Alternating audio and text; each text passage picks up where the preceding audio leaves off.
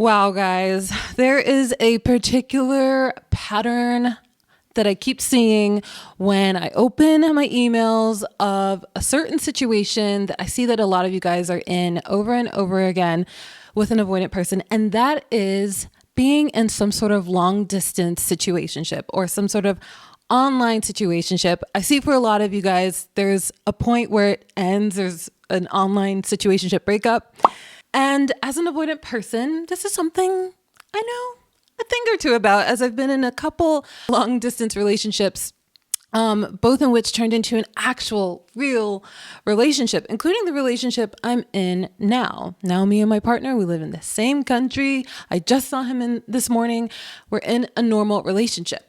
And that's why I'm making this video. I wanted to share a very simple action plan, a step that you can take to make a long distance relationship work with an avoidant person, really any person.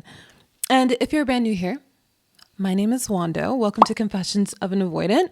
I created this channel because I see that avoidant behaviors are very bewildering to people who just don't get it. So I felt like I can just translate some concepts that maybe you're reading about in a bullet point list on some website and you want some real life anecdotes to attach to it to maybe understand it better, what's going on in an avoidant person's mind.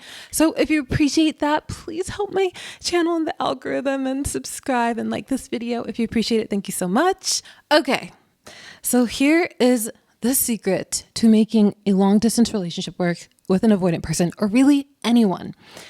One of y'all has to move and make the relationship a normal relationship. Both of you have to be all in on an action plan, a step of incremental measures to consolidate both of your lives that are in two different places into one place. And I'm going to explain how to do this. It's all well and good to be like, but you know, they're avoidant and they're this and they don't like confrontation and they don't like making plans, blah, blah, blah, blah, blah. But here's the reality. If you are not wanting to move something that's online or long distance to being a real normal relationship, there is an aspect of you too that is being avoidant. Maybe you don't have an avoidant attachment style of some sort, but you might have, or in my opinion, you definitely do have some avoidant patterns in yourself that makes you settle for an on-distance, confusing situationship, flirtmance, talkmance thing that's just not a actual real relationship. The reason this is so important is because an online relationship just cannot fulfill you and give you the nourishments that you need, that you would get from a real relationship. You're not going to get the physical touch or discover how physically attracted you are to somebody from online, from a pixelated webcam. You need to know for certain that you'll feel strongly about them in their physical presence that you do on the webcam. But when you meet them in person, the physical attraction, it's just different in person. You can also do more accurate vetting in person. Vetting things like, do they have weird idiosyncrasies that freak me out? Are they rude to the waiter, or they're like showboaty when we're out in public and they need the whole bar to like pay attention to them, which I never would have known something like that just from talking to them online. And that's a huge turnoff. I remember in my first long distance relationship, started online, became a long distance relationship that turned into a real in-person relationship. But I remember the first time we went out to get like pizza or something, and I went to the bathroom.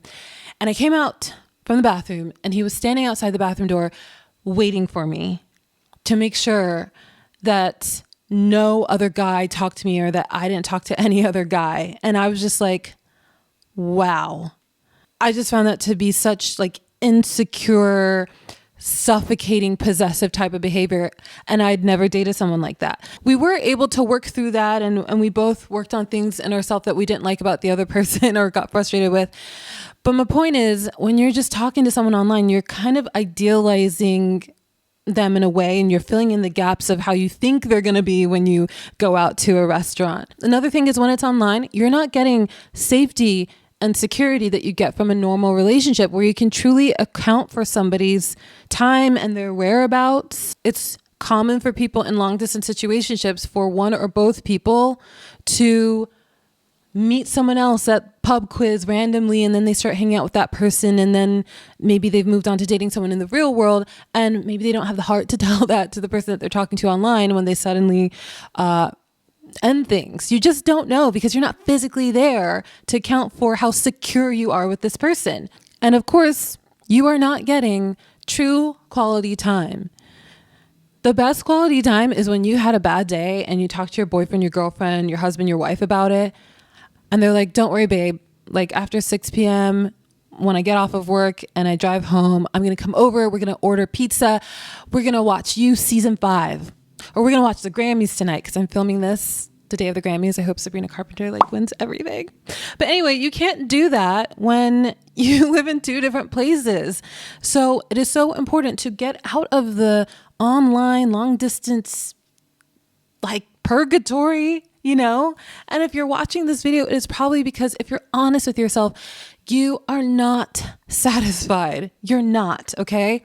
So here is my action plan. Very simple. You and the other person have to have a conversation, come together and agree that you both want to live in the same place, whether they move to your place or you move to theirs, but you both agree to live in one place, and you come together, you set a date, and you set a month-to-month plan, budget, whatever you guys need to figure out to live in the same place. And in my opinion, it's a really bad idea to move into the same place, move into their place. You still have more vetting to do with this person. You still have way more to learn about them because you haven't spent time in their presence. You haven't spent that much time with them, really. So moving in together shouldn't be part of the plan. It just shouldn't. But yeah, essentially you both have to agree to this plan. And with all due respect, if you are finding yourself being like, I'm scared to have a conversation with them because they're avoidant, and when I try to have these conversations, they shut down. Guess what? If someone keeps shutting down when you try to have this conversation, that is someone who doesn't want to be with you. Okay? Throw their attachment style out of the window. I always say my motto in life is if someone doesn't want to be with me, I don't want to be with them. Why do you want to be with someone who doesn't want to be with you? Their attachment style is the last thing you should care about. You should want someone who will move heaven and earth to be with you. Okay? And that's what me and my partners have done in these long distance relationships. They moved heaven and earth to be with me. So we both agreed that we wanted to live in the same city, and we came up with a date that we were like, okay, this is when we can make this happen because based on XYZ reasons, this is the time that we'll need. So my first long distance relationship, I moved to the country he was living in, which was Australia. So it took me half a year to move there.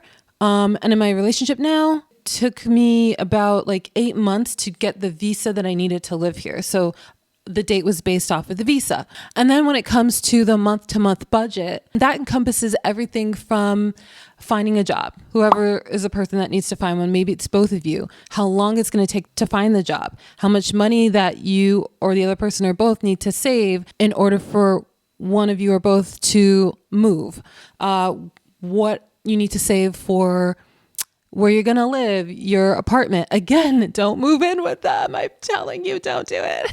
I know you might be thinking, but I'm going to save money. Don't move in with them. I'm warning you. And it is a great sign that the other person is really serious about you if they are chipping in with the budget or you finding a job. If you're the one moving, and I've been the one who moved in both situations because as an avoidant person, I'm a little bit of a flighter when it comes to fight or flight.